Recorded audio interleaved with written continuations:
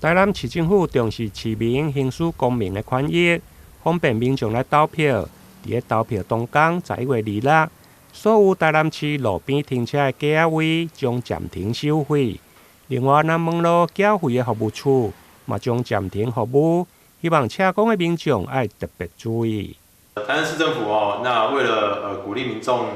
返乡投票也方便市民外出投票。那我们在11月26号投票日当天